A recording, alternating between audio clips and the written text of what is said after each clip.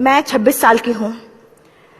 2011 में चलती ट्रेन से मुझे कुछ बदमाशों ने, मैं वॉलीबॉल चैंपियन भी रह चुकी हूँ। 2011 में चलती ट्रेन से मुझे बदमाशों ने एक गोल्ड चेन पहनी थी, चलती ट्रेन से मुझे उठा के बाहर फेंक दिया था। लखनऊ से दिल्ली आ रही थी मैं।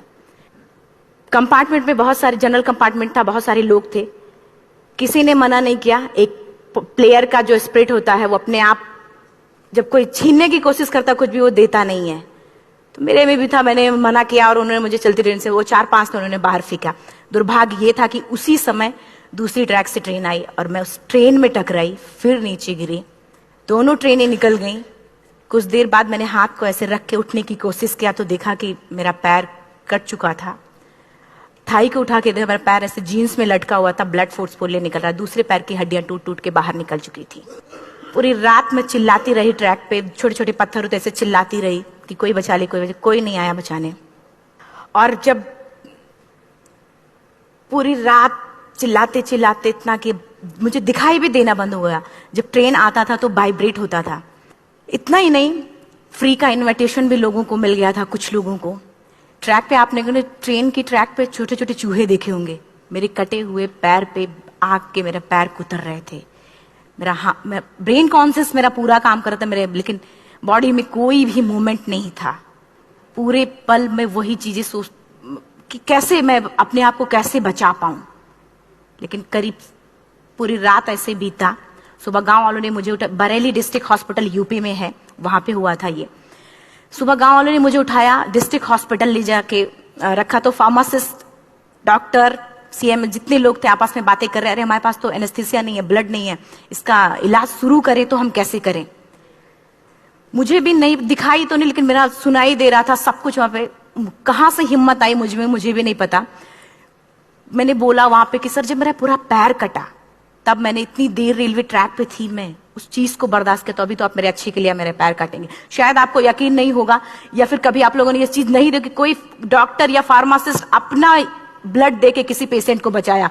मेरी इस बात को सुनने के बाद वहां के डॉक्टर और फार्मासिस्ट दोनों ने एक एक यूनिट ब्लड दिया और मेरे पैर को बिना एनेस्थीसिया अलग कर दिया गया। आज भी मैं उस दर्द को महसूस करती हूँ। जब भी मैं जब बोलती हूँ तब मैं वो चीजें महसूस करती हूँ। उसके बाद जब बात मीडिया में आई, लोगों को पता चला कि रिमा नेशनल प्लेयर है, KGMC king George medical college Lucknow में एडमिट करा, लखनऊ से फिर sport minister, AIIMS trauma centre Delhi. तब तक सब ठीक ठाक चल रहा था। प्लेयर होने की वजह से अच्छा ट्रीटमेंट मिलना शुरू हुआ। करीब 4 महीने मैं एम्स में रही। एम्स में रहने के बाद जब मैं थोड़ा ठीक हुई, करीब 25 दिन बाद जब ठीक हुई, न्यूज़पेपर में गोल गोल लिख के आ रहे कि अरुणिमा के पास टिकट नहीं था, अरुणिमा ट्रेन से कूद गई। उसका खंडन किया घर वालों ने। फिर बोला कि अरुणिमा सुसाइड करने गई थी। जिस लड़की का शरीर का एक अंग कट चुका, पूरी जिंदगी का पता नहीं, व्हील चेयर है, बैसाखी, या पता, यहां तक कि मेरे स्पाइन में 3 फ्रैक्चर था। मुझे यह भी नहीं पता था कि मैं बेड से उठ भी पाऊंगी कि नहीं। अंदाजा लगाया जा सकता, सिर्फ अंदाजा लगाया जा सकता है कि उसकी दिलो दिमाग पे क्या चल रहा होगा, उस परिवार की क्या स्थिति रही होगी, जब जिस परिवार की एक यंग एज लड़की का इस तरीके का सिचुएशन हुआ हो। फिर भी कहते हैं कि जहां चाह होती वहां राह मिली जाती है। एम्स के हॉस्पिटल के बेड पे मैंने डिसाइड किया, क्योंकि अपनी बातें हम चिल्ला चिल्ला के करें, वो सिस्टम की इतनी हाई लेवल की बातें हो रही थी कि हम एक मध्यम वर्गीय फैमिली से थे। हम अपनी बातें चिल्ला चिल्ला के कह रहे थे, लेकिन कोई नहीं सुन रहा था। लेकिन कहते हैं मैंने अपने दिल, दिमाग, अंतरात्मा से ये चीज सोच लिया कि ठीक है, आज आपका दिन है, जितना चाहो बोल लो, एक दिन तो मेरा दिन आने वाला, मैं प्रूफ कर दूंगी कि मैं क्या हूं, मैं क्या थी, ये मैं प्रूफ कर दूंगी।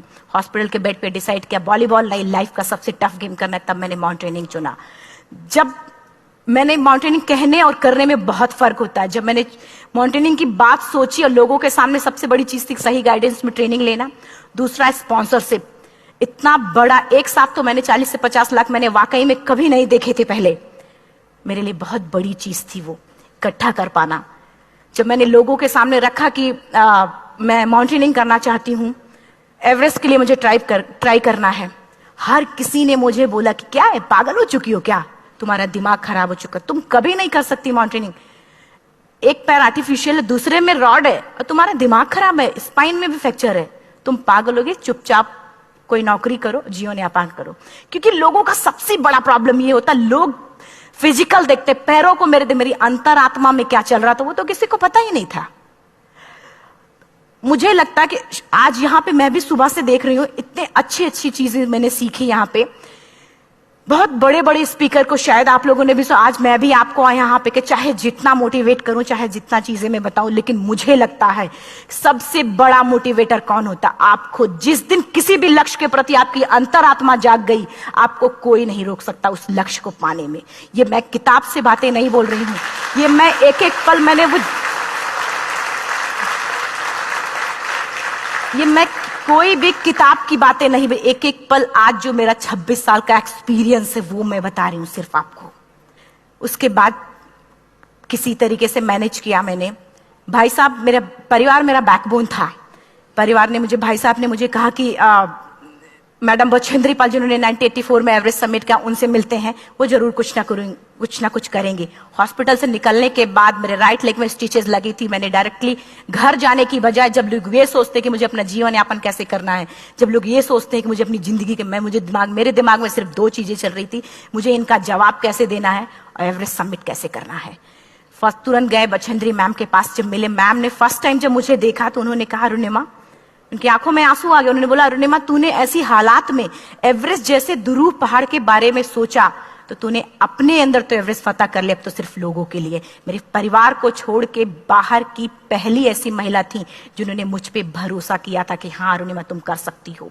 मेरे लिए वही बहुत बड़ी चीज थी। प्लानिंग भी कर ली, मैम भी मिल गई, सब हो गया। लेकिन जब उतरते हैं फील्ड में तब पता चलता कि हम क्या हैं। रोड हेड से मैं पहुंच गई। मैडम ने कहा कि ठीक है, तुम्हारे कहने, तुम्हारे सोचने से कुछ नहीं होगा अरुणिमा, प्रूफ करो कि कर सकती हो। मैंने कहा बस एक मौका चाहिए मुझे। वाकई में जब मैं माउंटेन में पहुंची, रोड हेड से बेस कैंप लोगों को 2 मिनट लगता था, मुझे 3-3 घंटे लगते थे, क्योंकि मेरे राइट लेग की हड्डियां भी नहीं जुड़ी थी। लेफ्ट मेरा आर्टिफिशियल लग चुका था, लेकिन स्टंप एकदम रेड, उसका मतलब घाव एकदम नए थे। मैं अगर पैर रखती थी तो मेरे पैर से जोर से अगर दबा देती थी तो पैर से मेरे ब्लड आने लगता था। सारे लोग नॉर्मल थे वहां पे। हर कोई ये बोलता कि एक पीक के लिए जाते थे तो हर कोई मुझे ये बोलता कि अरुणिमा, तुम धीरे धीरे आओ। मेरे दिमाग में हर बार यही बात चलती थी कि क्या है, मैंने एवरेस्ट का प्लान किया, मैं इनके बराबर भी नहीं चल पा रही हूं। खुद से संकल्प लिया कि कोई बात नहीं, एक दिन ऐसा आएगा कि मैं इनसे पहले जाऊंगी। और आपको शायद यकीन ना हो, आने वाले 8 महीने बाद पूरा का पूरा वेट उठा के बेस कैंप से साथ निकलते और टॉप पे पहले पहुंचते। ऐसे करके देखते थे कि अरे ये लोग तो पीछे। खुशी होती थी। उससे भी ज्यादा मुझे खुशी तब होना शुरू हुआ जब वो सारे लोग आके मुझसे ये पूछते, मैडम खाते क्या हो, बता दो। पैर नहीं है फिर भी कैसे चलते हो। उसके बाद पूरा मुझे स्पॉन्सरशिप मिला। मैं जब एवरेस्ट के लिए गई, मेरे लिए सबसे बड़ा, एवरेस्ट की जर्नी में मेरे सबसे बड़ा चैलेंज यही था कि दूसरे को समझा पाना। मैं नहीं समझा पाती कि भाई मैं कर सकती हूँ। जब मैं एवरेस्ट के लिए, शेरपा होता, शेरपा को जब ये बात पता चला कि मेरा प्रोस्थेटिक लेग है, आर्टिफिशियल लेग है दूसरे में रॉड, बोला नहीं ले जा सकता, इसकी वजह से तो मेरी भी जान जाएगी।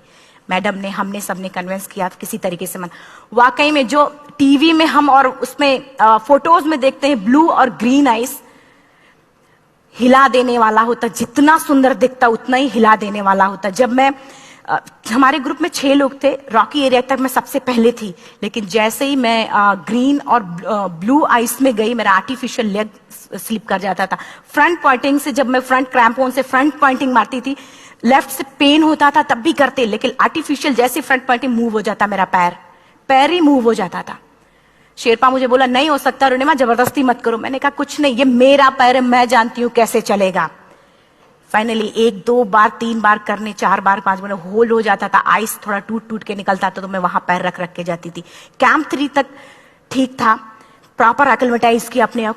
कैंप 3 तक जनरली गए। बात जब कैंप 3 के ऊपर की होती है, साउथ कोल समिट, अच्छे माउंटेनियर, अच्छे दिलेर के हौसले धरे के धरे तब रह जाते हैं जब अपनी आंखों के सामने किसी को मरता देखता है। और दिमाग में बात, जब जिसको डिसीजन मेकिंग, और जब दिमाग में बातें जब ये आने लगती हैं कि अरे जिस चीज के लिए हम जा रहे हैं उसी चीज के लिए आदमी मर रहा है, इसी चीज के लोग लिए मर चुके हैं। रात में क्लाइंबिंग, ज्यादा से ज्यादा माउंटेनिंग रात में की जाती है क्योंकि वेदर शांत होता है। जब मैं रात में निकली साउथ कोल से, कैंप 4 से, मेरी हेडलाइट जिधर ही हेडलाइट जा रही थी उधर ही डेड बॉडीज मुझे नजर आ रही थी। मेरे रोंगटे खड़े हो रहे थे। मुझे समझ में नहीं आ रहा था कि मैं करूं तो क्या करूं। इतना ही नहीं, मैं जिस रोप में थी उसी रोप में जब मैं आगे जा रही हूं और एक बांग्लादेशी, उनका हाथ हल्का हल्का ऐसे हिल रहा, मुंह से आवाज आ रही थी। मैं एक्सप्लेन नहीं कर सकती मुझे कितना डर लग रहा था। बार बार ये बार बार मन में आती, इसका ऑक्सीजन खत्म हुआ है, ये मर चुका है लास्ट सिचुएशन में, और हम कुछ नहीं कर पा रहे हैं, क्या करें। उसके बाद मैंने 10 से 15 मिनट सिर्फ मैं वहां खड़ी रही। मैंने सिर्फ इतना बोला कि अगर आप सभी में से सभी ने एवरेस्ट सबमिट कर लिया तब तो ठीक है, अगर नहीं सबमिट किया है मैं सबके लिए एवरेस्ट सबमिट करूंगी और जिंदा वापस जाऊंगी। क्योंकि जैसा हम सोचते हैं हमारी बॉडी उसी तरीके से जनरेट करना शुरू करती है। मैंने डेड बॉडी, क्योंकि जा ही नहीं सकते थे किनारे से, उसी रोप में वो एंकर है, डेड बॉडी को लांगी और लांग के जाना शुरू किया। हिलेरी स्टेप साउथ समिट के करीब जब मैं खुद पहुंची, मेरे शेरपा ने एक जोर से झटका मुझे दिया कि अरुणिमा वापस चलो, तुम्हारा ऑक्सीजन खत्म हो रहा है। हिलेरी स्टेप के बाद एवरेस्ट समिट है, थोड़ा चलने के बाद एवरेस्ट समिट है। अगर कोई आपसे ये बोले, आप अपने टारगेट के इतने करीब हो, अगर कोई आपसे ये बोले कि अरुणिमा वापस चलो, कैसा लगता है। मैंने भी यही बोला, सर क्या बोल रहे हो आप, मैं नहीं जाऊंगी वापस। बोला अरुणिमा जिंदगी रही, दोबारा ट्राई करना और एवरेस्ट समिट हो जाएगा दोबारा तुम्हारा। मैंने कहा नहीं, ये आप जिंदगी में गोल्ड चांस बार बार नहीं आते, लाइफ में कभी कभी आता है, ये आपके ऊपर आता, आप उसको पकड़ के रखते हो या फिर छोड़ देते हो। मैं अपना गोल्ड चांस कभी नहीं, क्योंकि मैं जानती थी मुझे स्पॉन्सरशिप बहुत मुश्किल से मिला, एक बार अगर मैं छोड़ देती दोबारा मुझे कभी नहीं मिलता। मैं बहुत अच्छी तरीके से जानती थी। मेरा फाइनली मुझे बछेंद्री मैम ने भी एक बार बात समझाई थी, मेरी माँ ने मुझे एक बार बताया था कि लाइफ में कभी कभी सिचुएशन ऐसी आती है जब सिर्फ आप अकेले होते हो, डिसीजन सिर्फ आपको लेना होता है। जहां पे भी होना, खड़े होकर हल्का सा पीछे मुड़कर देखना और ये सोचना कि आप एक एक कदम चल के यहां तक पहुंचे हो, सिर्फ अपना एक कदम आगे बढ़ाना, तुम देखना कुछ देर बाद तुम टॉप पे होगी। मेरे दिमाग में उनकी बातें वीडियो की तरह चल रही थी और सिर्फ एवरेस्ट का टॉप चल रहा था। मैंने शेरपा को पहले कन्विंस करने की कोशिश की कि भाई चल, कुछ नहीं होगा भाई चल। फाइनली जब वो नहीं माना, मैंने एक कदम आगे बढ़ाया, डिसीजन लिया कि नहीं, जाना ही जाना है। आगे बढ़े, करीब 1 से 1.5 घंटे बाद मैं टॉप पे थी। और इतना ही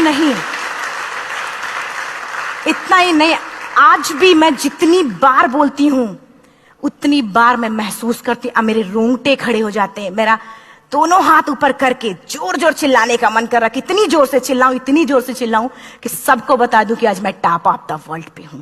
उन लोगों को बता दूं जो लोग ये सोचते हैं, लड़की, दूसरे विकलांग, तीसरे मिडिल क्लास में, जो लोग एक बार हार के फिर दोबारा लड़ना नहीं चाहते, जो लोग हारने के बाद सोचते हैं कि हम दोबारा कुछ कर नहीं सकते, उन लोगों को मैं चिल्ला चिल्ला के टॉप से बताना चाहती थी कि नहीं, आप सब कुछ कर सकते हो। सिर्फ एक सोच की विकलांगता, हैंडीकैप आदमी यहां से होता है, यहां से नहीं। अगर यहां से जो आदमी विकलांग है तो नॉर्मल आदमी भी विकलांग है, जो अगर यहां से विकलांग है। चिल्ला चिल्ला के मैं बताना चाहती थी। मैंने शेरपा से कहा कि आप एक फोटो खींच लो, क्योंकि सारे लोग फोटो, अपना नेशनल फ्लैग का जो वैल्यू होते हैं ना, वो जब हम कहीं बाहर होते हैं तो पता चलता है।